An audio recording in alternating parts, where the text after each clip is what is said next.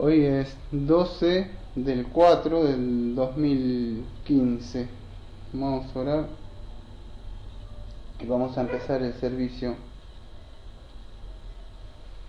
El tema el título del servicio, el título del sermón se llama Integridad en la doctrina y santidad en la vida.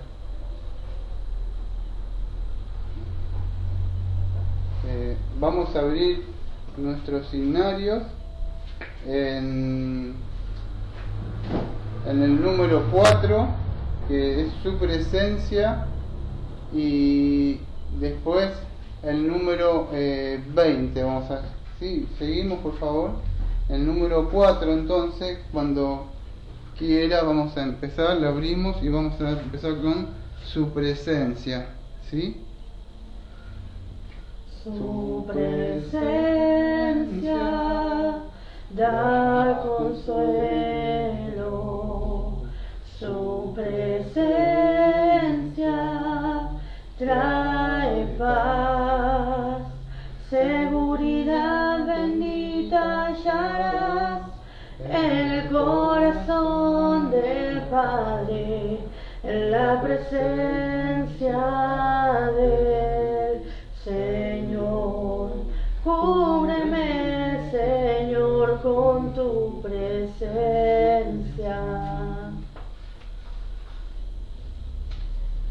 Gracias al número 20. 20.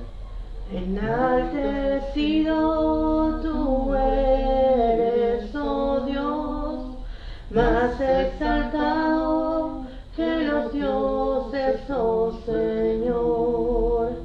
Enaltecido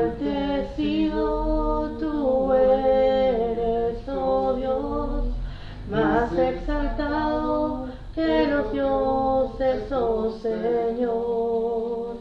Te exaltamos, te exaltamos, te exaltamos, oh Señor. Bueno, ya dije, el tema o el título del sermón se llama Integridad en la doctrina, santidad en la vida. Ese es el título que vamos a ver. Vamos a abrir nuestras Biblias en Primera de Timoteo, continuando con este estudio expositivo que estamos viendo toda la epístola de Timoteo, capítulo 4, versículo 11 y 12, y vamos a hacer también el 13. Así que vamos a tocar un poquito de eso. O sea, cuando nosotros consideramos un poco las iglesias del día de hoy, vemos que todas las iglesias están enseñando doctrinas, o enseñando, mandando cosas.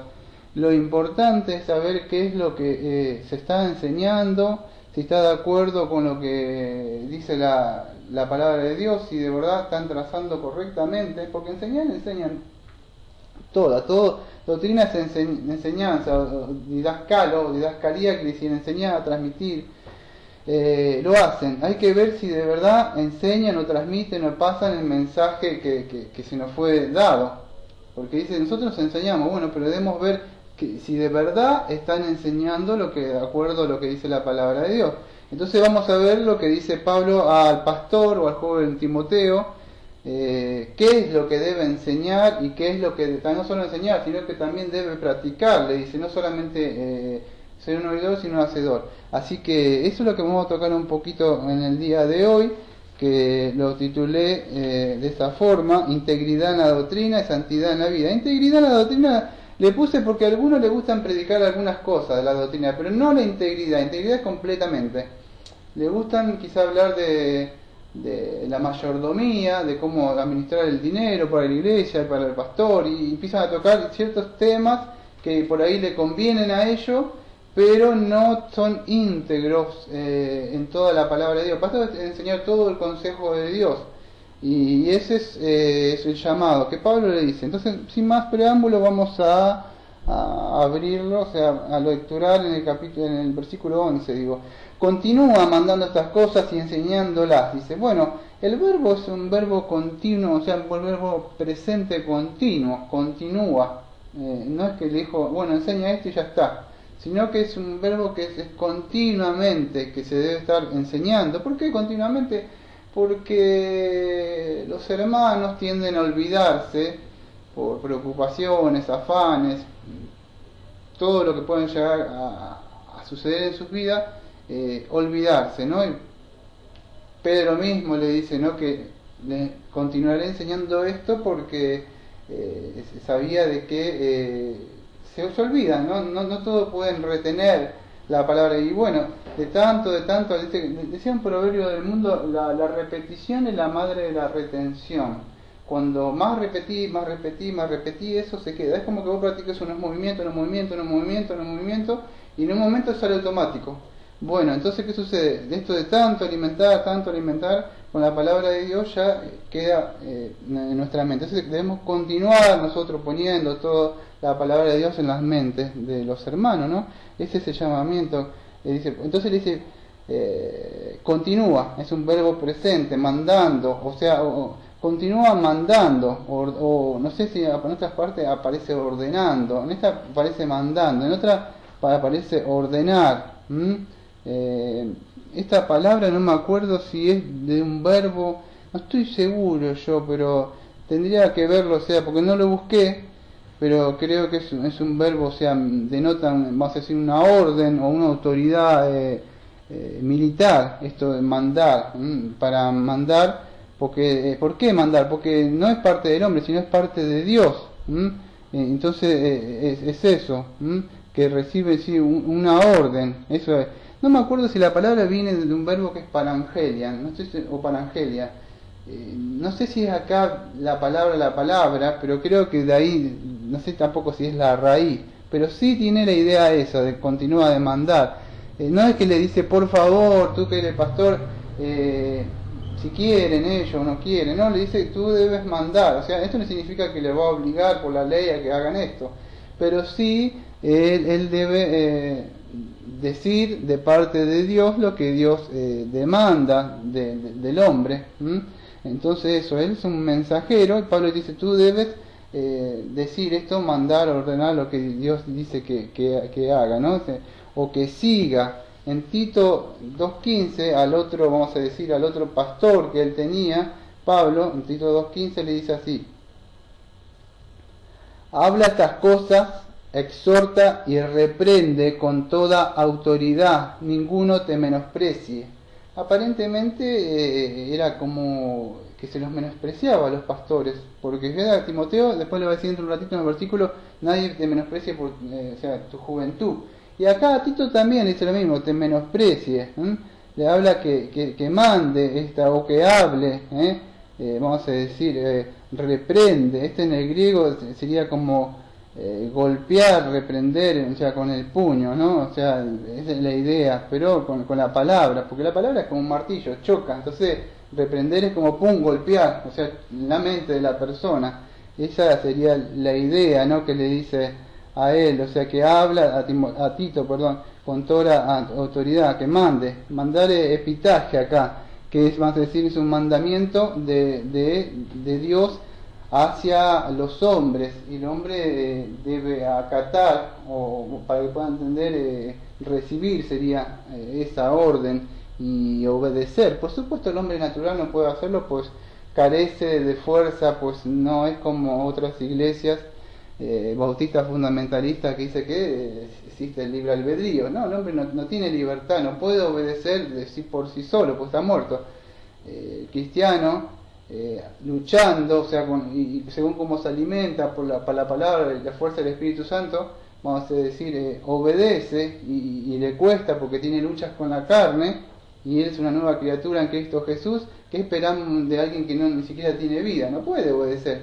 Pero sí el cristiano puede obedecer o luchar, vamos a decir, con esto, porque ahora tiene una armadura y puede, por lo menos, él está vivo y entiende de que está mal y puede pelear, caer, pero un converso, por más que le diga la palabra de Dios dice esto y le nombrás versículos y versículos, no va a entender, ni siquiera va a obedecer, porque esto de Parangelio, epitaje, me parece que no, para él es lo mismo, o sea, es lo mismo. Creo en Dios y con eso le basta. Pero creer es obedecer. Satanás cree, ¿cómo no va a creer? Y los demonios creen, dice Santiago, pero que le obedezcan es otra cosa. Creer y obedecer son dos cosas muy diferentes. Del dicho al trecho hay un largo estrecho, dice el proverbio mundano, ¿no? Entonces hay que, debe mandar, debe continuar mandar. Entonces estos verbos, ambos verbos son de un presente imperativo, un presente imperativo. Entonces Pablo, o sea, vuelve o regresa de nuevo a esta preocupación personal de Pablo por Timoteo, vamos a decir, tanto por su vida como el ministerio, pero esta vez lo va a hacer en relación con la iglesia, porque después él lo resume en el versículo 16 que estamos viendo, que fíjate que dice: ten cuidado de ti mismo y de la doctrina, persiste en estas cosas, porque si haces esto te salvarás tanto a ti mismo como a los que te escuchan. Entonces este mandato no solo era para Timoteo, sino también era para la iglesia, porque a veces cuando escuchamos epístola pastoral, para los pastores, yo me quedo acá, no pasa nada. Pero no, Pablo le está mostrando que no solamente es para el pastor, sino que también es un llamado también de atención y de alerta hacia la iglesia, que se pare la iglesia y tenga cuidado, porque no solamente es para el pastor. Y ahora vamos a ver un poquito más de esto, como recién vi en el versículo 16, no sé si se entendió, pero leo de nuevo: ten cuidado de ti mismo, de la doctrina, persiste en estas cosas, porque si haces esto te salvará a ti mismo y a los que te escuchan. ¿Ve? Entonces para todos. Y este de salvarse no significa que por hacer estas obras van a ser salvas, nada que ver, ¿no? Sino habla de una preservación por medio de la palabra de Dios, que nos preserva de lo malo, de hacer lo justo y lo correcto y trazar bien. Entonces habla de eso, ¿no? ¿Qué es lo que le dice? Que es en relación con la iglesia, que tiene que ver eso. Y que él le habla de acuerdo de la enseñanza, como él va a ver, ¿no? Porque fíjate que le dice que debe enseñar, y después vamos a ver qué es lo que debe enseñar, porque si debe enseñar, debemos ver qué es lo que debe enseñar, porque si no, pues crea como estos pastores que enseñan, pero crean una motivación, o que Dios te quiere dar, y enseñan sobre el Dios de la prosperidad, de la sanidad, y pueden enseñar muchas cosas, pero debemos saber qué es lo que debe enseñarse desde la iglesia, qué es lo que debe un pastor enseñar. Entonces vemos que la enseñanza ocupa un primer lugar ahí, ¿no? Empieza diciendo enseñar, que debes enseñar.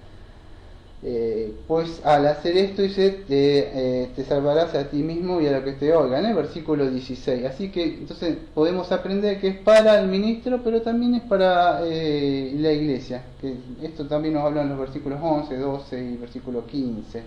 Así que Timoteo tenía ese llamado de enseñar. Cuando empezamos hace un par de meses en 1 Timoteo 1 y el versículo 3, habíamos considerado por qué Pablo lo había dejado en esta iglesia de Efeso, porque por algo lo había dejado, por una misión lo había dejado. Y habíamos estudiado esto. Como te rogué al viajar a Macedonia que permanecieras en Efeso, para que mandaras a algunos que no enseñen una doctrina diferente, didascalo, o sea, enseñanza. Entonces aprendimos que la enseñanza no es negociable. Entonces, ¿para qué lo dejó ahí? Para que no enseñen una doctrina diferente. Esa es la idea. O sea, para que no enseñaran una doctrina diferente. Entonces lo había puesto a él para que él corrigiera ciertos errores doctrinales que estos falsos maestros habían ingresado adentro de la iglesia. Se habían introducido con el fin de enseñar otras doctrinas. Y el pastor estaba puesto, o sea, Timoteo, para corregir y enseñar toda la verdad, que la iglesia es columna baluarte de la verdad, y poner en orden todo esto que estaba mal. Entonces por eso Dios levantó un ministro en ese lugar, para que hubiera una corrección sobre esos errores doctrinales que había ahí, ¿no? Así que esa es la idea. Y en el... sí, no, por eso que Pablo le pisa eso, que debe recordarle a él no solamente que debe tener una vida, sea solamente de piedad, vamos a ver, sino no tan solo para él, sino que es para toda la iglesia. Entonces, en el versículo 1-3 vimos que era eso, era para corregir, y el versículo 1:5 dice: y el propósito de este mandamiento es un amor nacido de corazón puro, de una buena conciencia y de una fe no hipócrita, que es lo que no estaban haciendo los falsos maestros. Y en el 1:18 hemos visto: manteniendo la fe, la buena conciencia, la cual desechando algunos naufragó en cuanto a la fe. Claro, desecharon lo que es de acuerdo a la fe, las doctrinas que nos fueron dadas, y la doctrina no importa, porque la doctrina es molesta, entonces cansa, mucha enseñanza. Y también la buena conciencia. Claro, si yo no tengo una buena enseñanza y yo no tengo un buen adoctrinamiento y mi pastor no me enseña bien, yo no voy a poder tener una buena conciencia para poder saber lo que es justo y correcto, para poder hacer la voluntad de Dios, porque no puedo. O sea, no puedo porque me están adoctrinando, me están enseñando, vamos a decir, un bienestar de la iglesia. Muchos van a la iglesia buscando el pan y los peces, vamos a decir, Dios me quiere dar esto. Dice: vení a la iglesia que está la campaña de sanidad ahora, que si vos tocas el manto, o si vos sembrás tanto, y fíjate que todo es un evangelio centrado en el hombre. Pero Pablo dice: corrige estas cosas, o corrige estos errores que hay, porque no es eso, debes enseñar. Ellos enseñan a otra iglesia, pero no enseñan lo que Dios manda, que es lo que manda, es que se enseñe todo el consejo de Él, para, vamos a ver, llevar una vida como Él quiere, o la vida piadosa que le agrada. Entonces esa es la palabra de enseñar, la palabra es didasco, ahí, y se usa solamente para dar instrucción. Y el Señor Jesucristo en Mateo 4, versículo 23, 4:23, dice así: y recorría toda Galilea, enseñando en la sinagoga de ellos, proclamando el evangelio del reino y sanando toda enfermedad y toda dolencia en el pueblo. Entonces, ¿qué hacía el Señor Jesucristo? Enseñando en la sinagoga de ellos, proclamando el evangelio del reino y sanando toda enfermedad. Fíjate que el evangelio, o sea, las sanidades le seguían, vamos a decir, a la enseñanza. No es que primero estaba la enseñanza y después el evangelio. No, el Señor primero daba la palabra de Dios y en ese tiempo después sí venía la sanidad. Hoy fíjate que está la sanidad, la campaña de milagros, todo eso. Ayer pasé por acá, que había ido no sé qué a visitar a la abuelita, y cuando vine estaba la campaña del payaso Plin Plin ahí. Estaban los evangelistas vestidos de payaso. No sé qué era en el día de ayer, acá en la plaza. Ya no te estoy mintiendo, una fiesta infantil. Y sí, porque es increíble. Imagínate a Pablo vestido así de payaso, como estaban ahí. Y dice: los chicos pasen. Está bien si lo querés hacer, pero así no es la forma de predicar el evangelio. No podés suavizar el evangelio. Por eso pusimos: la doctrina debe ser íntegra. No le podés disfrazar con una piñata y un globito para hacerlo más lindo. No. El evangelio te confronta, es chocante. Aquí no, cuando lees la palabra te confrontás y te sentís, a pesar que sos cristiano, que estás mal, porque continuamente, a pesar que has sido regenerado, estás siendo transformado. Nuestra salvación está más pronto de cuando creímos, Romanos 13, versículo 11. Entonces somos salvos, pero estamos siendo salvados a la misma vez. Dios nos tiró la mano, pero estamos en el proceso que Él nos va sacando, y mientras nos va sacando nos va limpiando de ahí. Y todavía si no, ya no peco más, estoy glorificado. No creemos en el perfeccionismo, pero creemos que sí una santificación progresiva, y eso es por medio también, bueno, por supuesto que la regeneración es primordial, la conversión, y después viene el proceso de santificación. Pero si no tengo una correcta doctrina, me va a ser imposible esto, ¿no? Porque nadie me va a enseñar cómo se hace. En Romanos 12:7 dice: el que enseña la enseñanza. Entonces hay hombres que están preparados para este ministerio, que es el enseñar. No solo enseñar es gritar, hermano, hacer eso, sino que hay que tener lo que es el amor, hay que tener la gracia, poder saber transmitir a quién estoy hablando, y tener tacto para enseñar también. no puedo aparecerme como que yo sé todo el sermón y no, no se trata de esas cosas, sino que a veces me debo poner en los lugares de las personas y yo no le puedo enseñar a un chiquito de 5 años como lo haría con uno de 40. ¿Por qué? Porque son diferentes los niveles mentales. Entonces un maestro debe estar capacitado para poder transmitir el mensaje a las diferentes personas. O sea, de acuerdo al nivel mental, o sea, con esto no estoy hablando que el Evangelio se suaviza. El Evangelio nunca se suaviza. El Evangelio siempre es el mismo. En Hechos 15, versículo 35 dice así: y Pablo y Bernabé continuaron en Antioquía enseñando la palabra del Señor y anunciando el Evangelio con otros muchos. Bueno, Hechos 15:35. Pablo y Bernabé, hijo de consagración, quería decir Bernabé, y Pablo pequeño, ¿no? Entonces, continuaron, dice, en Antioquía enseñando, ¿ve? Un verbo continuo presente. Continúa enseñando esto, dice el versículo 11. Acá también Pablo continuó, ¿qué continuó? Enseñando la palabra del Señor y anunciando el Evangelio con otros muchos. Entonces, él enseñaba, ¿te acuerdas? Dice, no para leer, hijito mío, hasta que Cristo sea formado. Él enseñaba, siempre continuamente él estaba transmitiendo la palabra, enseñando, hasta cuando estaba encarcelado, estaba enseñando. Hecho 28 termina así, de que estaba en una casa alquilando, aparece pobre, no tenía ni casa propia, nada. La mayor parte de su casa siempre fue las cárceles de él. Y bueno, pero él estaba en todo tiempo enseñando la palabra, anunciando el Evangelio, y con otros más que lo estaban apoyando a él, ¿no? En Mateo 5:2 dice, y abriendo su boca les enseñaba diciendo, y así empieza el sermón del monte.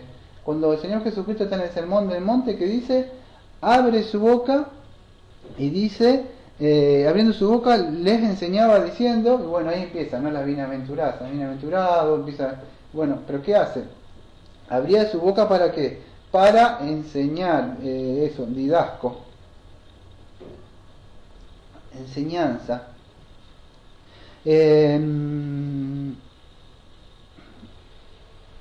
Mateo 7, 28 y 29, ya terminando el sermón del monte, o sea, dice así: cuando terminó Jesús estas palabras, la gente se admiraba de su doctrina, porque les enseñaba como con quien tiene autoridad y no como los escribas. Había un equilibrio correcto con el maestro. Él tenía siempre esa forma, vamos a decir, hermosa de transmitir. Están los fariseos o los doctores de la ley o los teólogos del día de hoy que saben todo. Cualquier libro de teología sistemática de par a parte lo pueden hablar y explicarte y vos quedás así con la boca que no entendés nada. Pero en sí, de verdad, se preocuparon porque el que está escuchando haya aprendido o sido edificado, consolado o exhortado por medio de esa enseñanza, o lo único que quiso transmitir es un orgullo de lo que él tanto sabe. Porque estos fariseos en sí enseñaban y eran doctores de la ley, pero dice, el Señor les decía una parte que sí hicieron lo que decían, pero lo que no hacían. Entonces estaba un poco en desacuerdo, esto es lo que estamos hablando, que la integridad en la doctrina y la santidad en la vida, o sea, no había un equilibrio justo.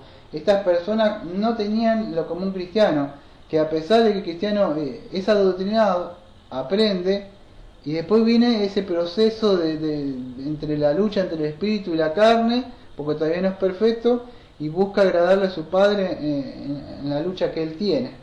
Pero ¿qué sucede? Pero estos fariseos completamente no, ellos estaban cegados y no le importaba nada, ¿no? Entonces el Señor no era así, tenía autoridad, pero no de la forma, no de esta forma de estos hombres. O sea, vamos a ver cómo debe ser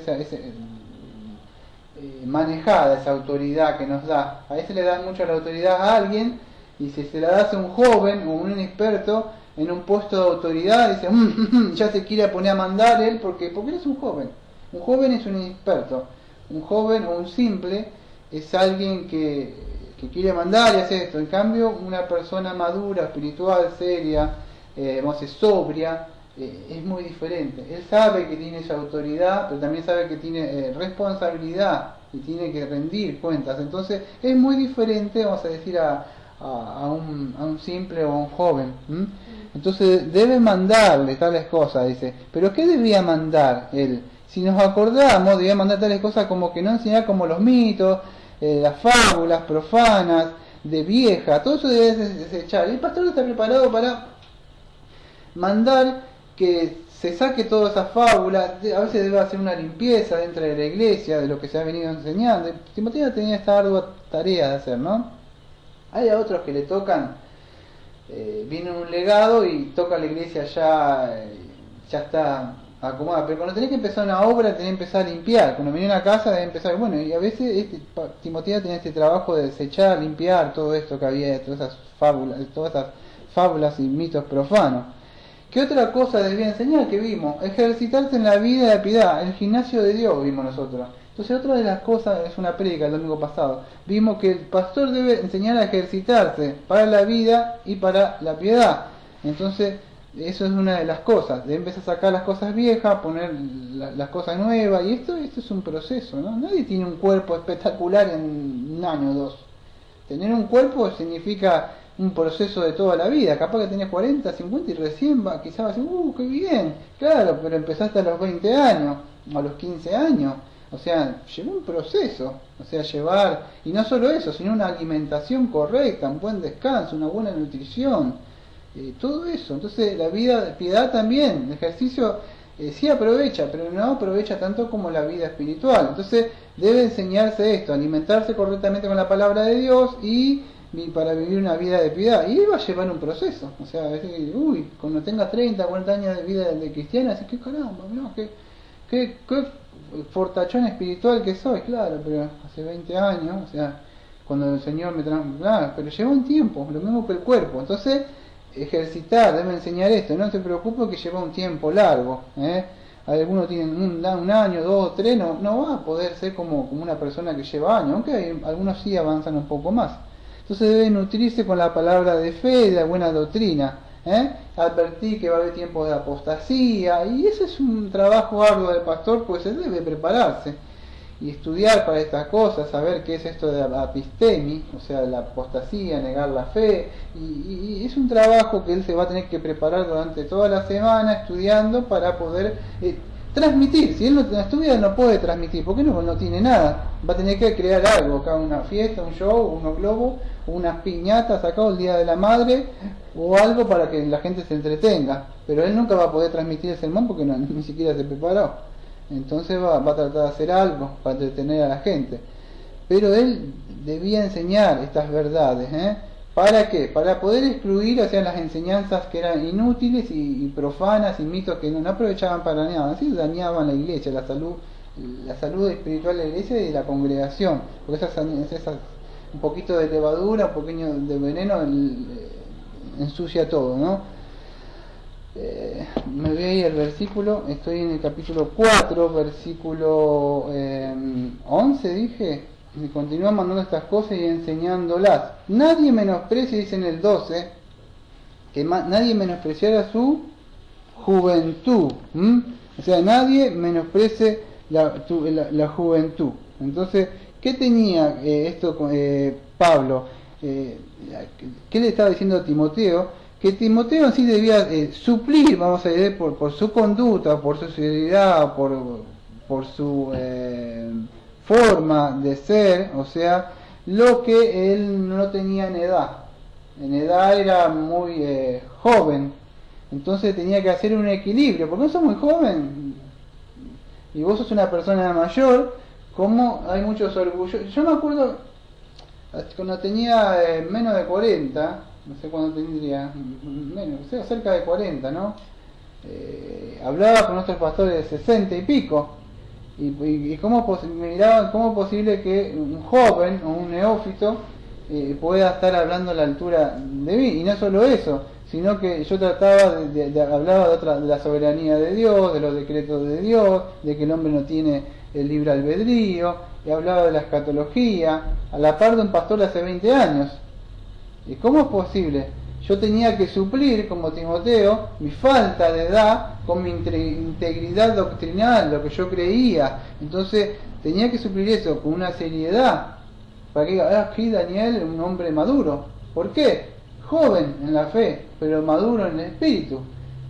Timoteo tenía que lograr eso, era un joven. Vamos a ver que Timoteo, si ustedes siguen leyendo, este joven aparentemente tenía luchas con los deseos sexuales. ¿Por qué? Porque vivía en una ciudad de la diosa, no me acuerdo, Diana me parece, donde la prostitución y las mujeres imagínate todo ese lugar, era un tremendo.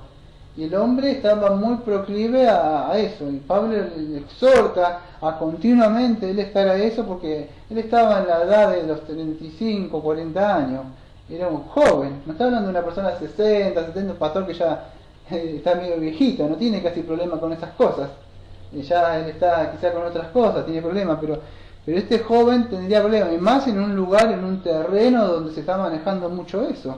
Entonces debemos entender que no era perfecto, o sea, Timoteo, ni ninguno es perfecto, pero debía procurar él eso, ¿no? Entonces se creía que hace el año 51 más o menos, cuando Timoteo se une a Pablo, no sé si se acuerdan en Hechos 16, yo no vi ahí, Hechos 16 versículo 1, segundo viaje que tiene Pablo, se lo lleva a Timoteo, lo ve ahí y dice, joven, vamos.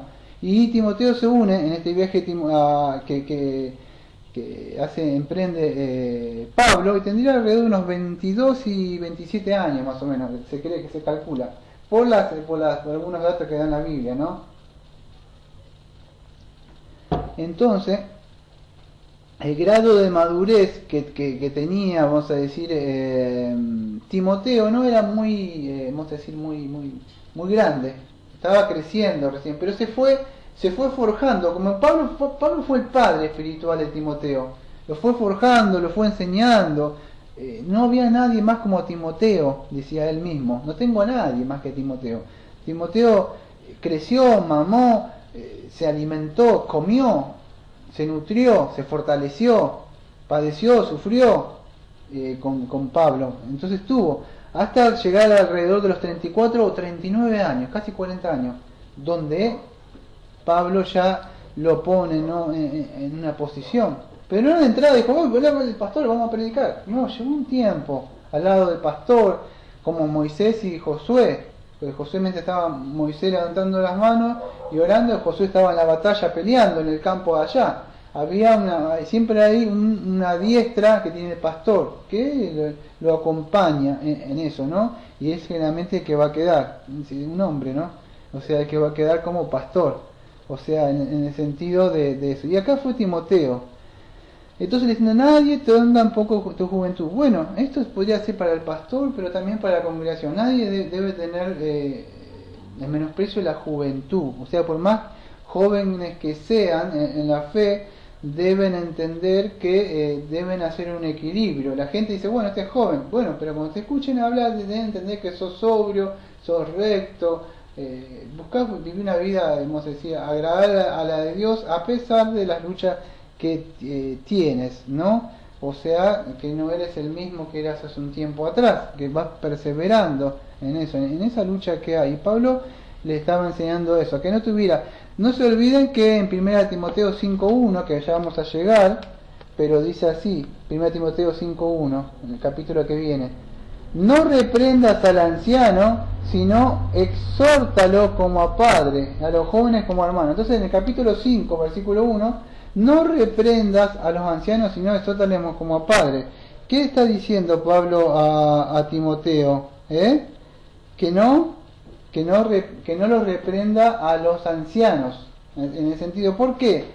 Porque Pablo, vamos a decir, o Timoteo debía entender de que él era joven, pero a mí cuando yo era joven me costaba un poco, todavía soy joven, ir a hablar con otro que tiene 60 años, cuesta un poco, pero si los dos estamos en la misma espíritu y la misma palabra, vamos a ver qué dice la palabra, no tratar de alinearlo.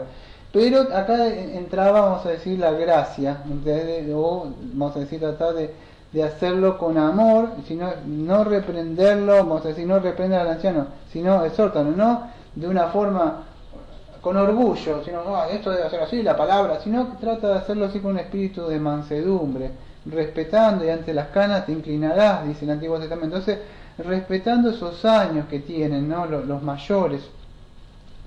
Hoy los jóvenes no lo entienden, ¿no? O sea, no, hoy el mayor molesta, es un viejo, que ya tiene que estar en el asilo o morirse. Porque no me entiende que yo soy joven, quiero vivir la vida, y todavía me falta. Es solamente de un simple, de un joven, ¿no? El mayor es diferente. Entonces, Timoteo debía entender esto, ¿no? De que se le debía un respeto a ellos, un respeto a todos, por supuesto, pero mayormente a estos ancianos, ¿no? Que estaban en la congregación. Es decir, nadie tenga poco tu juventud. O sea, ¿qué le está diciendo? Que nadie piense menos de ti. Cuando te vea nadie que diga, y la Biblia a mí me dice en Romanos 12:3 que ninguno se debe creer mayor que los demás. Pero no todo tiene un grado de espiritualidad grande, o sea, no vas a encontrar, pero nosotros debemos procurar que nadie tenga un poco nuestra juventud o que piensen menos o poco de nosotros. Entonces debemos entender eso, que Timoteo debía lograr esto, obtener este equilibrio, suplir, vamos a decir, por su conducta, por su sobriedad, la falta que no tenía en edad. Porque aparentemente si vos tenés edad, o sos un pastor grande, 50, 60, estás pelado, panzón, ya tenés toda la madurez de la Biblia. Y no es así. Te vas a encontrar con pastores de 50, 60 años que yo me he encontrado que conocen teología porque estudiaron teología y tienen un título, pero de verdad no profundizan en los decretos de Dios, en la soberanía de Dios, en la gracia de Dios, en la misericordia de Dios. No se van más allá, por ahí arriba. Dice, yo estudiamos la soberanía de Dios, pero vos le preguntás la soberanía de Dios a un bautista fundamentalista y cree. Pero te va a decir que él tiene libre albedrío para poder tomar una decisión por Cristo, porque él puede decidir. Entonces eso no es la soberanía de Dios, pastor. No es la soberanía de Dios. El pobre Dios está sentado en su soberanía viendo si el hombre mortal va a decidir aceptar a su hijo. ¿Ve? ¿Ve que enseña la soberanía de Dios otros pastores bautistas, pero no enseña la soberanía de Dios correcta? La soberanía de Dios es correcta es cuando Dios salvó a alguien por su hijo, lo salva, lo rescata y esa persona en algún momento se va a perder. O sea, pero no porque va a decir que va a continuar pecando, no, por supuesto que no. Pero Él se va a encargar desde el principio hasta el final, la obra que empezó, Él la va a terminar. Así Él tenga que pasar por el fango, por el desierto, por todos los procesos, por el amasajeo que le va a dar, el alfarero, los golpes que le va a pegar, hasta cuando en un momento lo tenga preparado. Pero va a haber un montón de cosas, ¿no? Que dice, y santidad, dice, ya es mío, lo pongo acá. No sucede así mágicamente, no es tan fácil. Entonces, ¿qué sucede? Eso no es un Dios soberano. Por eso que debemos entender eso. A veces yo he tenido que hablar con otros pastores y nada, o sea, vos lo veis y seguían en esa nada más y yo joven, un joven tenía que mostrarle, no, eso no es, o Dios no es así, hablando de escatología y cosas así. Cuando hablaban del rato, ya termino de esto, Primera Timoteo, estoy hablando de joven, yo era joven hablando con otro de 20 años más, otro pastor. Hablando 1 Timoteo 4:15 en adelante el rato secreto, y mostrándole, digo, por favor, pastor, ¿dónde está? Digo, ahí el rato secreto, ¿dónde están los 7 años? Digo, ¿dónde están? ¿Podía mirarlo? Le digo, miró, sí, dice. Y parece que después de 20 años se dio cuenta que Pablo no hablaba de eso. ¿Por qué? ¿Por qué sucedió eso? Porque lo aprendió en un seminario, lo guardó en su mente y nunca lo escribió, nunca lo analizó, nunca se fijó. Lo escuchó y lo aceptó en su corazón y lo guardó y nada más por fe, dice. No, pero también yo debo estudiar y fijarme, porque se parece como que se dio cuenta que no estaba ahí, nunca estuvo. Estuvo en el seminario, en los libros de teología que aprendió, pero no estaba en la Biblia. Caramba, no aparecía en la Biblia. Y como que dijo información nueva, y quedamos como amigos, pero nada. Entonces, cuesta cuando sos joven, porque te ven, te tiene 43 años, Daniel. Y el otro tiene, o porque tiene más miembros en la iglesia. Eso de ser que sabe mucho y que no se trata de eso.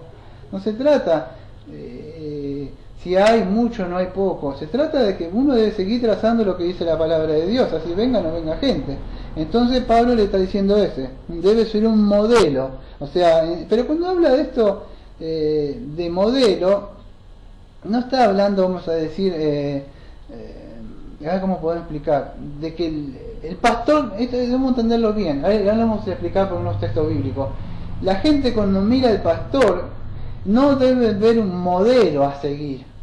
El problema es que se va la gente porque ven al pastor. Y con esto quiere decir que el pastor no puede hacer lo que quiere, o sea, no estamos hablando de esto, ahora lo vamos a explicar por la Biblia, y espero que lo puedan entender, el Espíritu Santo le pueda mostrar. Bien, el pastor debe mostrar integridad, rectitud en su naturaleza redimida, pero Pablo está diciendo a Timoteo que él en sí no debería ser un modelo a seguir, o sea que los creyentes deberían ser un modelo. Mira, el pastor, no, el modelo de usted es Cristo, como mío. Dice, imíteme a mí como yo sigo a Cristo. Yo voy a seguir lo que más puedo a Cristo. Pero no, yo no soy la puerta, yo no soy el camino y yo no soy la verdad. No me miré a mí porque está perdida. Mirá a Cristo. A Cristo. O sea, por supuesto. Esto no significa... ¿Por qué? Ahora vamos a ver. 1 Tesalonicenses 1.7, 2 Tesalonicenses 3.9. ¿Por qué? Porque lo que le está diciendo Pablo a Timoteo acá, que Timoteo debía estar creciendo continuamente para llegar a ser un modelo de lo que ya los cristianos son. Como el Sermón del Monte. El Sermón del Monte, que no lo vimos una vez, le está hablando a cristianos, no a personas que deben hacer eso para ser cristianos. Bueno, lo mismo, esto lo explica un poco el señor Martin Lloyd-Jones en el Sermón del Monte, en su libro, ¿no? Pero acá, volviendo acá, Pablo no le está diciendo a Timoteo que él debe ser un modelo a seguir, sino que él debía crecer constantemente o en forma continua para ser modelo de lo que son los creyentes. Y esto es lo que va a ver ahora él en estos 5 puntos que vamos a considerar ahora dentro de un rato.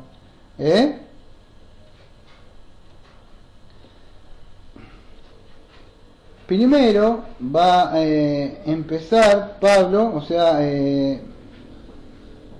con lo que es la integridad, vamos a ver que estuvimos viendo en la doctrina, y ahora él va a tocar un poco de la santidad de la vida. Por eso vimos la integridad de la doctrina, y ahora vamos a tocar un poco de la santidad de la vida, porque eso dice en palabra y en conducta, él. O sea, palabras y acciones podríamos decir. Entonces él continúa diciendo esto: continúa mandando estas cosas y enseñándolas. Nadie menosprecie tu juventud, sino sé ejemplo de creyente en palabra y en conducta. Y ahora el último que vamos a ver, que dice así: nadie menosprecie tu juventud, sé ejemplo de los creyentes en palabra, en conducta, en amor, en fe y en pureza. Entonces, si no me equivoco, son 5, ¿no? Los creyentes en palabra, 1, en conducta, en amor, fe y pureza. 5 que va a mostrar él, o sea, 6 son, no, espíritu tenés vos. Tengo palabra, Sí. conducta, amor, espíritu, fe y pureza. Bueno, espíritu. Bueno, ahora le voy a aclarar el espíritu. Yo le voy a dar el espíritu, no hay problema. Pero, vamos a decir, el espíritu no se encuentra en muchos de los mejores manuscritos en el texto Receptus. Gracias por la, o sea, acotación sería, o sea, o lo que pusiste, pero en la 1960 se ve que aparece. Yo sabía que aparece, pero en otras traducciones está fuera.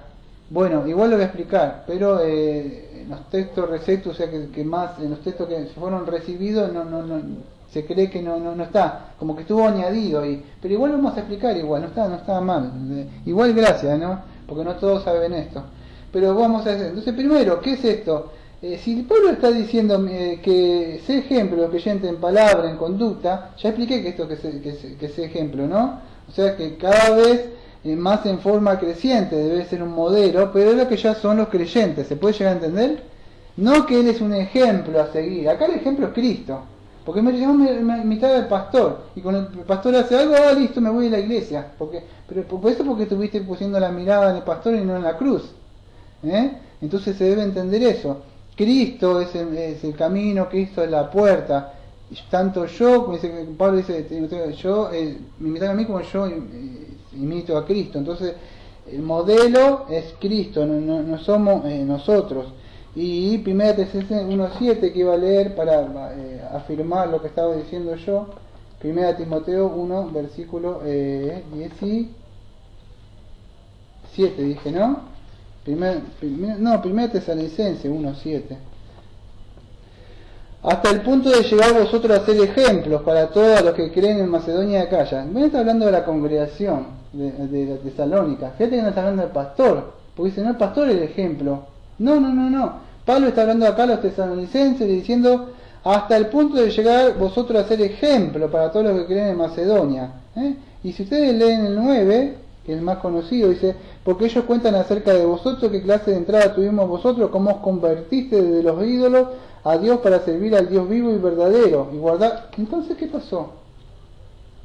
Esta gente fue ejemplo de Tesalónica, empezaron a tirar los ídolos, todo, y empezaron a mostrar. Pero cuando hablamos de ejemplo, hablamos de ¿qué? De todos debemos ser ejemplo, no solamente yo. Entonces no está hablando del pastor, que es la puerta del camino de la verdad, sino Cristo. Y yo debo procurar, y yo estoy procurando en este proceso también, por supuesto, ser, no solo en su modelo, sino a la altura de lo que debe ser un cristiano ya. O sea, y no hablamos de esas cosas que dicen en la iglesia que no sé dónde las sacaron, porque de verdad no se las sacaron de un pequeño Cristo. No sé de dónde. Ese de un pequeño Cristo a mí me suena a lo que dijo el Señor Jesucristo, y vendrán muchos falsos Cristos en mi nombre, pequeños Cristos, otros Cristos, porque no aparece en un pequeño Cristo en la Biblia, ningún pequeño Cristo. Cristo es el Mesías, es un ungido. Yo no soy un pequeño Cristo, no soy un pequeño ungido. ¿Ves? Sacar esas cosas fuera, ¿ves? Pues con una integridad en la doctrina. No, soy un cristiano, soy una persona que tengo vida nueva y procuro, en mi naturaleza nueva, no comportarme como me comportaba naturaleza caída antes, pero no he alcanzado todavía la plenitud. Hay una lucha continua conmigo y es una lucha que Pablo también tenía. Entonces, ¿qué sucede? Debemos procurar, por lo menos si somos cristianos, vivir la vida cristiana, pero no nuestra fuerza. Entonces le dicen palabra. ¿Qué es esto de Pablo? No leí otros textos, que 2 Tesalonicenses 3:9, que el modelo que estaba viendo, ya que está, voy a leer un texto más. 2 Tesalonicenses 3, versículo 9, dice así. Segunda dije 3:9. No sé si es el texto encima que tenía guardado yo. Sí, era el texto. No porque nosotros no tengamos derecho, sino que para darnos nosotros mismos, vosotros como ejemplo, a fin de que nos imitéis. Mimeomai es la palabra de imitar ahí. Entonces, ¿qué sucede eso? Que muchos no estaban queriendo trabajar y Pablo estaba trabajando, o sea, decía trabajamos con afán, ahí es copos, y fatiga, que es motos, que decía con trabajo, molestia, arduo trabajo, para no ser gravoso a ninguno de vosotros. Pablo, ¿qué le decía a los tesalonicenses? Yo no le pedí nada a nadie, como yo siempre digo, yo nunca a esta congregación le pedí nada a nadie, nunca dije no tengo para comer, no tengo esto para nada, nunca he pedido nada. Pablo era lo mismo, él trabajaba con sus manos y arduamente, y tenía que hablar de la palabra de Dios para hacer ¿qué? Un ejemplo, que es mejor dar que recibir. Entonces, ¿qué sucede? Pero muchos se abusaban del pobre Pablo. El pobre Pablo pasaba hambre, el pobre Pablo no tenía necesidades. Muy pocos veían necesidades de Pablo, excepto de los filipenses, que decía que ustedes me dieron muchísimo más de lo que me dieron. Y él nunca dijo no como los otros. Y los otros no, que la iglesia de Corintios, fíjate que estaban como reyes, ya reináis vosotros, estar ahí, porque tenían los dones, y Pablo allá en la cárcel, que había fundado la iglesia. El amor, ¿dónde está el amor? Que vamos dentro de un rato. No, eso no es amor. Entonces, ¿qué sucedía? Entonces decía cómo debían comportarse como creyentes, una nueva familia. Entonces le dice, ¿en qué? ¿En qué? En la palabra empieza. Voy a tratar de verlo rápido esto. En palabra. ¿Qué dice en palabra ahí? ¿Qué es eso en palabra? Vamos a decir en la conversación o en la predicación, o cuando estamos pregonando, cuando estamos hablando con las personas en la vida, o también el pastor desde acá, desde el púlpito. Entonces nuestro hablar siempre debe ser genuino.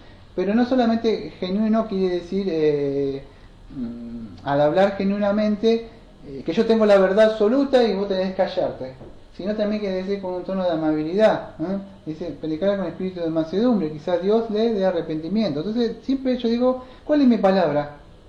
Hay que tener un equilibrio, digo siempre yo, un equilibrio en todo.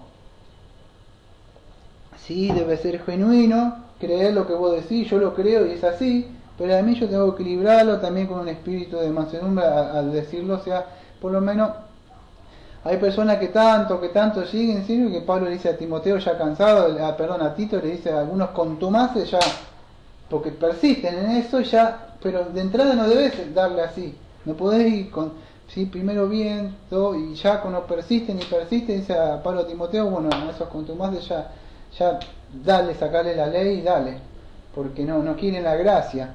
Entonces, pero hay que tener un equilibrio con esto. Entonces, hablando de eso, dice en Efesios 4:15, dice, hablando, no nos prohíbe hablar o en palabra, como dice la primera acá, pero esta verdad debe ser en amor, como dice Efesios 4:15, tratar de tener ese equilibrio. Debemos acordarnos que nosotros no estamos despojando, o sea, el hombre muerto se murió y la ropa vieja se tiró, o sea, se está sacando, cuando se murió, bueno, en ese proceso se está muriendo, está sacando la ropa, pero también tenés que estar revistiéndote de la nueva ropa que es en Cristo Jesús. Y esto lleva un proceso. Nadie cuando te bañás hace hop, o como la Mujer Maravilla que se llama, y da vuelta así, y aparecía todo así. Yo que sé, te hablan de mi época. O el Hombre Araña, no Superman, que estaba vestido, que decía, ¡soc! Así ya. No, esto tenés que bañarte, ponerte los zapatos, bueno, el hombre, ¿no? El pantalón, nadie se viste así de rápido. Bañar, sí, el Señor nos bañó, ya estamos limpios, pero el proceso de cambiarse lleva un tiempo. Pero entonces en esto debemos dedicarle tiempo a nuestro hablar, ponerle freno a la lengua, guarda y todo esto. Si no le dedicas tiempo, cualquiera que te escuche va a decir, uy, ¿cómo es posible que por esa boca salga así agua caliente, agua salada? ¿Por qué? Porque no me preocupo por mi hablar. En conducta, sigue diciendo, ¿qué es esto de conducta? La conducta está hablando de las costumbres, podríamos decir, o los hábitos. Cuando nosotros tratamos a las personas en la vida diaria, estamos, vamos a decir, comportándonos, es la forma del comportamiento de nosotros en la vida, ¿no? Eso es lo que sucede, el comportamiento en la vida debe ser que controlada. ¿Por qué? Por la palabra de Dios. Si yo no estudio la palabra de Dios, como está viendo, teniendo doctrina, no vamos a decir, como los hipócritas que Pablo habla a Tito 1:16, que le decía que decían conocer a Dios, pero con su hecho lo negaban a Dios. Entonces debemos tener no solo como eso, sino como los, ¿cómo se dice esto? Los fariseos, que los fariseos eran otros que decían que conocían a Yahvé, o Jehová, pero lo negaban con su vida. Ustedes vean su vida hipócrita, yo doy el diezmo, yo hago aquello, y ellos eran orgullosos. Y el orgullo es algo pero es una de las cosas que Dios aborrece. 7 cosas aborrece, y una cosa de la que Dios le causa náusea, para que lo podamos entender, y aborrece, es una persona que es orgullosa, y Dios dice que esas personas, Dios está pronto a tirarlas al suelo. O sea, y Pablo era un orgulloso. Pablo no pudo, vamos a decir, ver a Dios, hasta con el Hechos 9 Dios lo tira. Y cuando él cae al suelo, recién del suelo, en la humildad, desde el suelo puede mirar hacia arriba y reconocer que Dios es superior a él. ¿Quién era otro orgulloso? Nabucodonosor.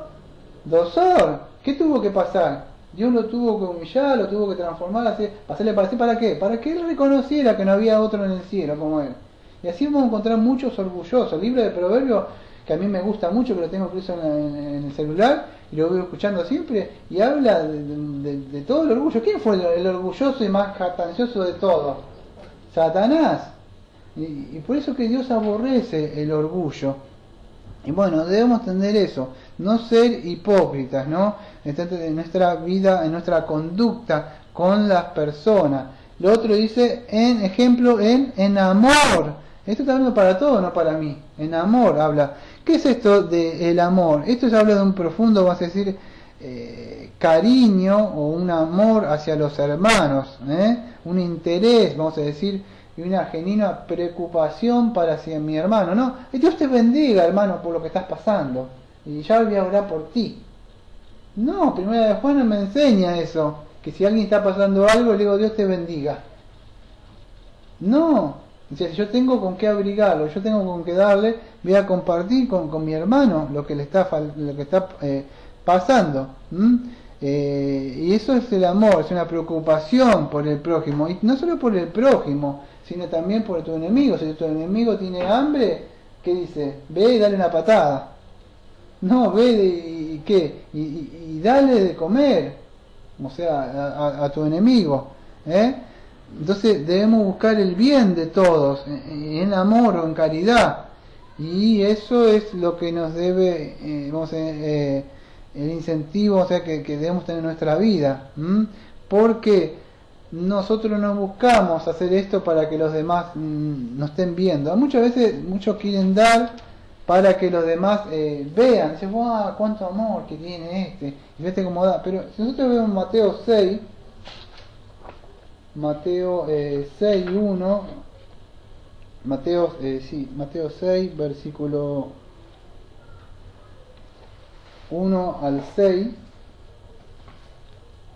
dice así: y guardaos de hacer vuestra justicia delante de los hombres para ser vistos por ellos, de otra manera no tenéis galardón con vuestro Padre que está en los cielos. Cuando pues des limosna, no toques trompeta delante de ti, como hacen los hipócritas en las sinagogas y en las calles, para ser alabado por los hombres. De cierto os digo que ya están recibiendo toda su recompensa. Mas tú, cuando des limosna, no sepa tu izquierda lo que está haciendo tu derecha, para que así tu limosna sea en secreto, y tu Padre que ve en los secretos te recompensará. Y cuando estés orando, no sea como los hipócritas, que se complacen en orar de pie en las sinagogas y en las esquinas de las plazas, así exhibirse ante los hombres.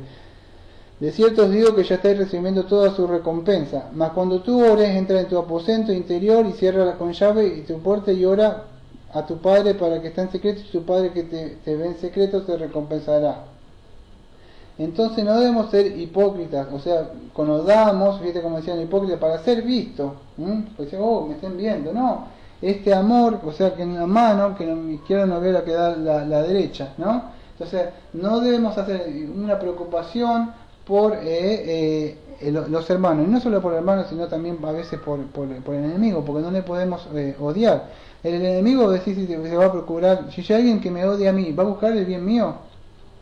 No va a buscar el lastimarme, robarme, quitarme lo que quiero, porque me odia, porque tiene esa naturaleza. Pero yo no puedo hacer eso, yo debo orar, yo debo pedir el bien, que Dios sobre esa persona, que Dios le salve. ¿Por qué? Porque yo estuve así, en una época estuve perdido, en una época estuve mal, y mi dicho era primero yo, segundo yo y tercero yo. Y el que me importaba al otro, no me importa nada, yo era de Buenos Aires y la regla mía era yo y yo. Y yo tengo la plata, y yo, como yo tengo el poder, va a comprar porque yo.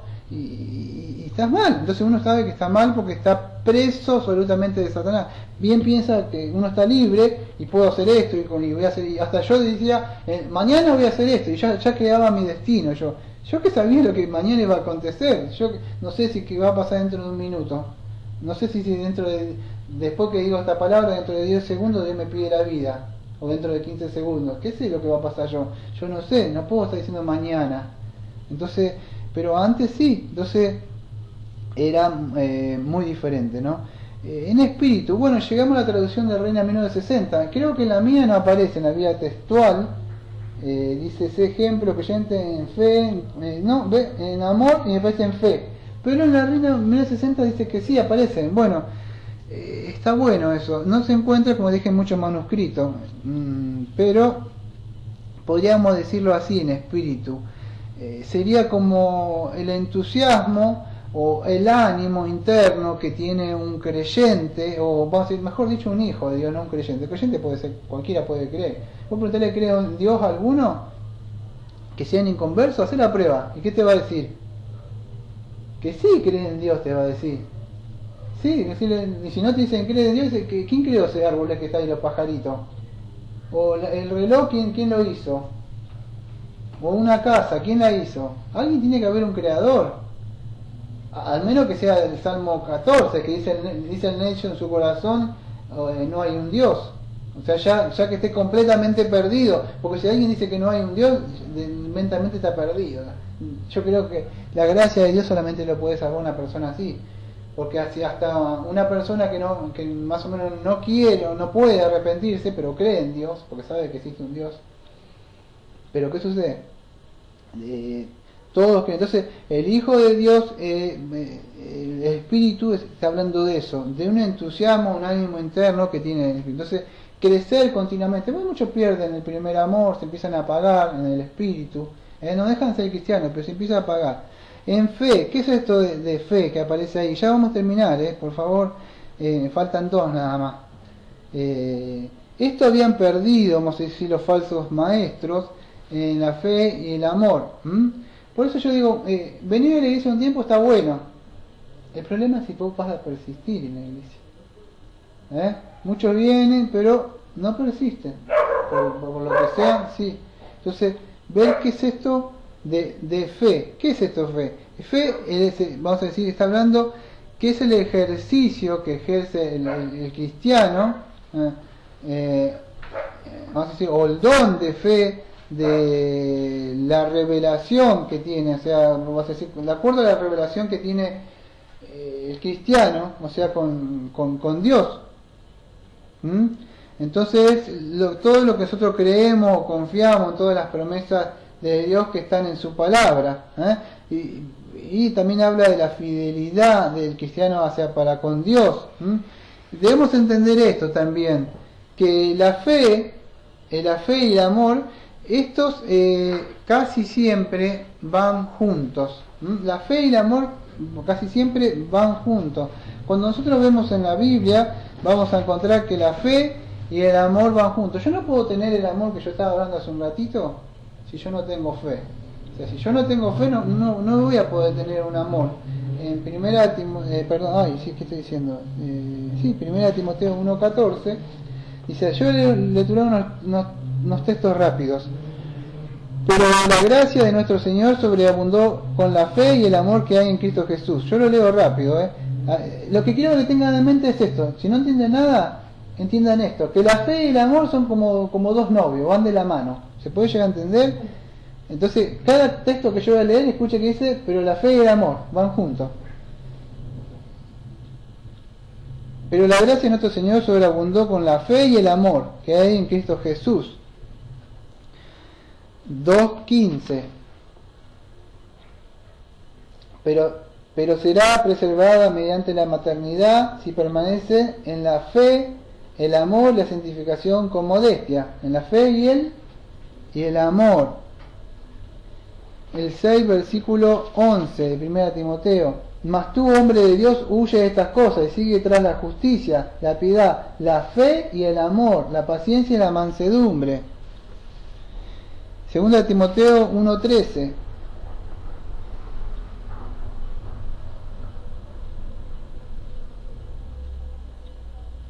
A ver si lo puedo llegar perdón, en 2 Timoteo dije 1:13, estaba buscando 2:13. 1:13 dice así: retén el modelo de las sanas palabras que oíste de mí con la fe y el amor que hay en Cristo Jesús. Mira, este texto se aplica mucho a lo que estamos viendo. Retén el modelo, está hablando, ¿no? De las sanas palabras, que estamos viendo integridad en la doctrina, que oíste de mí, pero también ve con acompañamiento de la vida, de apartarse para Dios, la santificación, la vida puritana, y ahí lo dice con fe y amor que hay en Cristo Jesús. Esta fe y este amor proviene de Dios. Dios nos dio fe, dice, no solo concedió que creáis, sino que padezcáis. Dios nos concedió creer. Y el amor, ¿saben de dónde proviene? Nosotros le pudimos amar, le amamos porque nos amó primero. Entonces Él derramó su amor dentro de nosotros y provienen en Cristo Jesús, dice Pablo. Fe y amor, ¿de dónde vienen? De mí, porque soy una gran persona, soy un buen chabón, soy el gran pastor, buena onda. Proviene, no, yo no te puedo dar nada de eso. Me vas a buscar a mí, quizás vas a ver un reflejo nada más, pero yo no soy, como estaba hablando por ayer, por los atributos de Dios que tenía que hablar, Y yo solamente puedo dar un reflejo de los atributos comunicables de Dios, pero yo no te puedo mostrar ningún reflejo ni siquiera reflejo de los atributos incomunicables que son de Dios. Pero los reflejos comunicables de Dios yo te lo puedo mostrar apenas, pero yo no soy el verdadero, soy un pequeño reflejo, nada más un espejo que refleja, porque si me mirás a mí estás perdido, tenés que ir a mirarte de verdaderamente con Él y confrontarte con Él, y después vos tenés que reflejar. Por eso que muchos miran al pastor como que es el papa, o como que es alguien que lo tenés que idolatrar, y cuando encontrás un pelo sonaste. Un pelo va a ser raro que me encuentre a mí. Pero bueno, seguro que algo me va a encontrar, como decía ese guaye, pero si te vas a mirar con el maestro, el espejo, la ley, ahí ya va a ser diferente, porque a mí capaz que sea, yo me miro, no, con este yo ya. Pero cuando vas con el maestro y vos te mirás en el espejo, y decís, caramba, uy, este pelito, te podés ver los defectos, porque podés ver que eres perfecto, te va a reflejar. Entonces sucede eso, en Cristo proviene la fe y el amor, y a Él debemos ir, acudir nosotros, ¿no? Entonces eso es. Pero si yo no tengo esta fe, ¿por qué es importante esta fe? A ver si se puede entender. Porque yo no estudio, no crezco en la palabra de Dios, no voy a tener fe. La fe viene por el oír la palabra de Dios. Pero si yo no crezco y no tengo estas enseñanzas, yo no lo voy a poder llevar. Porque el amor, ¿qué es? Sería, vamos a decir, como que no sé si está bien la palabra que voy a usar, porque la estoy diciendo ahora. Es como que llevar a la práctica lo que yo de verdad hay en mi corazón, lo que yo creo, la abundancia que hay en mi corazón, yo lo voy a llevar a la vida práctica, en ese amor, lo voy a practicar. Pero si yo no crezco en esto, no aprendo, es imposible que yo lo pueda llevar a la práctica. ¿Cómo voy a llevar a la práctica algo? Si alguien me dice, hace esto, pero si alguien me dice, hacer el movimiento con así, ¿cómo? ¿Me lo podés mostrar? Porque yo no lo sé cómo es que se hace así. Tenés que poner la pierna adelante y hacer... No me lo podías mostrar. Bueno, pero es muy diferente cuando la fe, que viene la fe viene por el oír la palabra, o acá yo tendría ver, por fe, ver cómo es, para después poder llevar a la práctica. Pero si yo no tengo la fe, o sea, para que alguien me lo esté mostrando cómo es, yo no lo voy a poder llevar a la práctica. Por eso que fe y amor van juntos. Fe es lo que yo voy creyendo y aprendiendo, y el amor sería la práctica. ¿No tenés? Tomá. No, estaba viendo. ¿Entendés? Yo no puedo llevar a la práctica algo que no me lo enseñan. Entonces, por eso que van de la mano los dos. Se debe entender eso. Pero si es un show la iglesia, y ahora hay cante y baile, y el payaso Plim Plim que vi ayer, y claro, entonces no es así. Y la última es la pureza. La pureza, vamos a decir, está hablando de algo que solo dice la palabra, que no tiene nada impuro. O sea, habla de nada que lo contamine. ¿Se puede llegar a entender? 1 Timoteo 5, versículo 2 dice así. Estoy en segunda, me parece, ¿no? Sí, así. 1 Timoteo 5, 2 dice, a las ancianas como a las madres, a las jóvenes como a las hermanas, con toda pureza. Entonces, hablando de estas mujeres, le hablaba de que las mujeres, cuando lleguemos al 5, Pablo tenía que hablar de una forma a los ancianos, de las mujeres, cómo se debían comportar con toda pureza las mujeres, que no procurar que su vida no sea contaminada, ¿no? También para el hombre también esto, ¿no? Pero ¿qué es esto de pureza? En sencilla palabra, para no complicarla, habla de una conformidad total o completa a la voluntad de Dios o la palabra de Dios, tanto en pensamiento, porque si yo no tomo esto o esto no lo llevo cautivo en mi mente, no lo voy a poder llevar a la práctica. Vuelvo a lo mismo pero con otra palabra. Si no lo creo por fe, no lo voy a poder practicar con amor, porque no lo creo. Como no lo creo por fe, yo no me puedo conducir, porque para conducirme yo debo primero creer, guardarlo en mi corazón, atesorarlo, y para poder llevarlo a la práctica. Pero si no sucede esto, no me voy a poder comportar de acuerdo a la conformidad, a los mandamientos, lo que Dios quiere, porque no lo creo. Muy diferente es que lo creo y hay una lucha interna, o como dice, se levanta algo, dice Pablo en Romanos 7, que es contra el espíritu, más decir, la carne contra el espíritu, y combaten. pero yo lo creí, y como lo creí le voy a combatir, va a haber una lucha ahí, y una pelea, y si me tiro me levanto y me arrepiento, pero va a haber algo, o sea, un confrontamiento, un antagonismo entre un rival, va a haber una pelea, pero si no lo creo, no puede ser.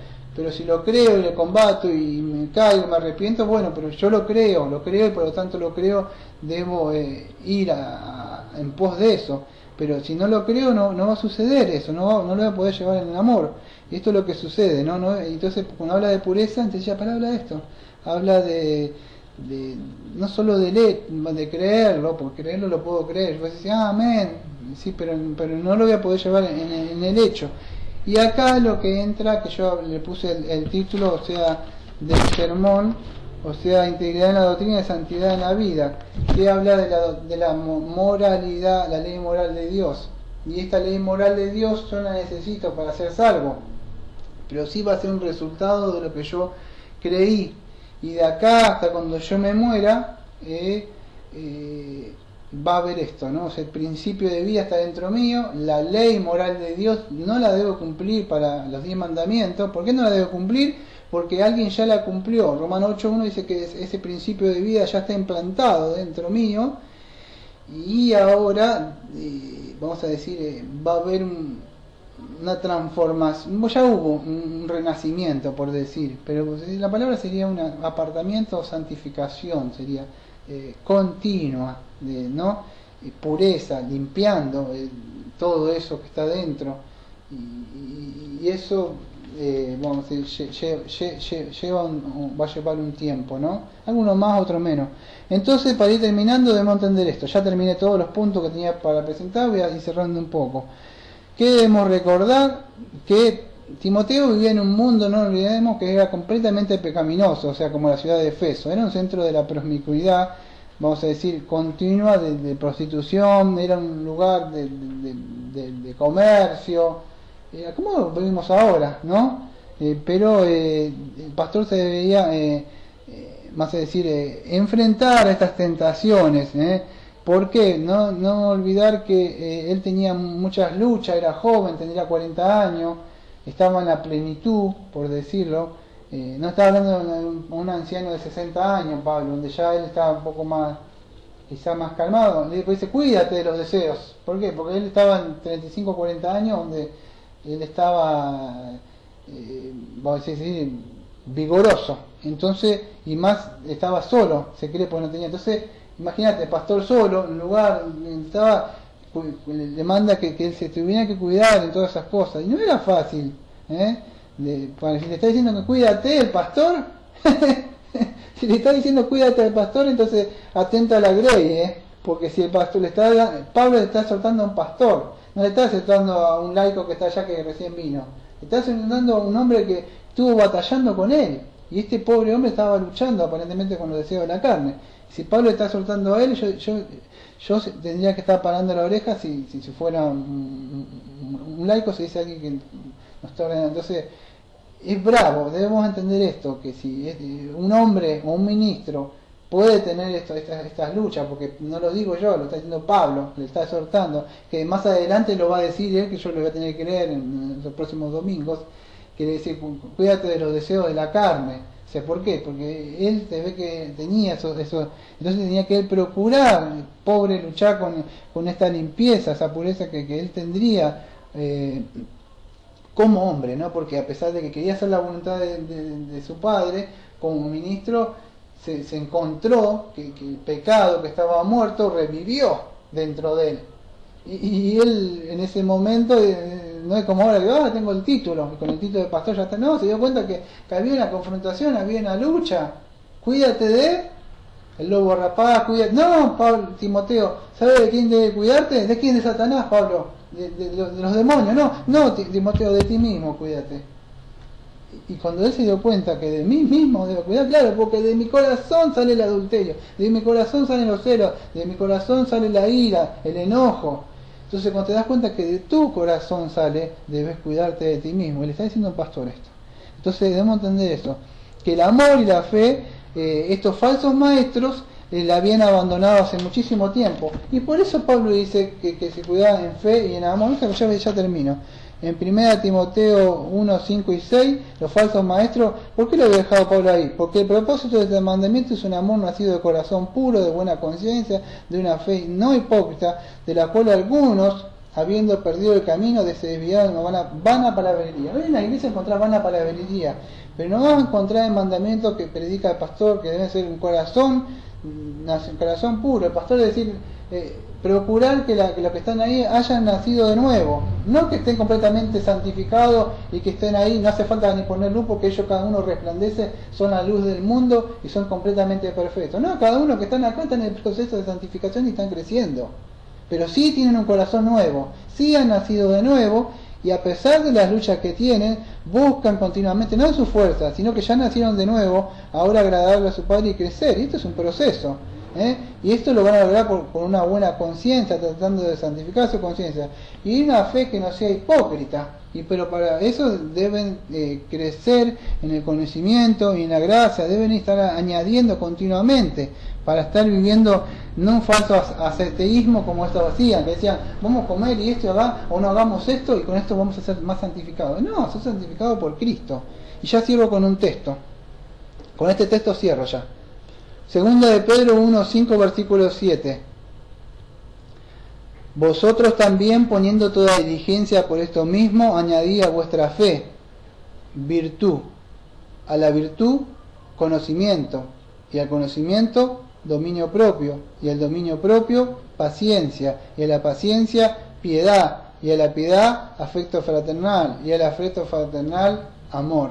Vamos a orar y vamos a cerrar el servicio de hoy. Amado Padre, nos inclinamos ante usted, porque usted le mandó a Pablo a decirle a Timoteo que él debía ordenar o debía continuamente mandar o enseñar, y a nosotros también nos mandó esto, para que no solo el pastor, sino aquellos que escuchan, no son un modelo, sino que debemos procurar continuamente comportarnos como sería un cristiano, como el Señor enseñó en el Sermón del Monte. Sabemos que el ejemplo de nosotros es el Señor Jesucristo, y bien Pablo decía, imítenme a mí como yo imito a Cristo. Nuestro modelo debe ser el Señor Jesucristo. Debemos tratar de ser ejemplo, y le pedimos a usted que podamos ser ejemplo en nuestro hablar, cuando estamos hablando, a tiempo y fuera de tiempo, que nuestras palabras sean sazonadas siempre con gracia, que nuestras bocas no siempre salga agua salada y agua dulce, o agua caliente y agua fría. Parece como que tuviéramos dos vertientes, o como si tuviéramos como la lengua de la serpiente, que la lengua de la serpiente parece como que tiene dos lenguas. Que tengamos solamente una lengua para hablar lo justo, lo recto, que le pongamos guardia, freno a nuestra lengua para poder estar hablando lo correcto. De esa forma vamos a poder conducirnos en la conducta, en nuestro comportamiento con las personas, y en el amor, no solamente decirle que usted le bendiga, que vamos a hablar, sino que tenemos que tratar de compartir con el que no tiene, y el amor también tratar de guardar sus mandamientos. Le pedimos siempre de su Santo Espíritu que nos esté ayudando a nosotros, nos esté guiando por su palabra, y en la fe le pedimos que podamos seguir creciendo en la fe, creamos en cada promesa que usted nos ha dado en su palabra, para que una vez la creamos la podemos llevar a la práctica, porque si no la creemos no la vamos a poder poner en práctica, porque no la hemos guardado, no la hemos creído. Y la pureza, Señor, le pedimos que bien hemos sido lavados ya una vez, pero nosotros continuamente nos ensuciamos las manos, nos ensuciamos los pies, y le pedimos que continuamente usted nos esté, ya no hemos sido santificados, pero usted continuamente siga haciendo esa obra dentro de nosotros, por su Santo Espíritu, por el lavamiento de la palabra, que podamos continuamente perseverar hasta el final, pero no en nuestra fuerza, porque no podemos hacer nada, Padre, por nosotros mismos, sino que por amor a usted le pedimos. Así que le pedimos, Padre, que por medio de esto todos nosotros podamos preservarnos también y protegernos también de que no seamos menospreciados, porque muchos nos miran y van a estar atentos a ver en qué nos equivocamos y de esa forma nos van a estar menospreciando. Y no solo menospreciando, sino que el Evangelio. Como siempre decimos, esta Iglesia Bautista de la Gracia Reformada de Mar del Plata. Amén. Amén.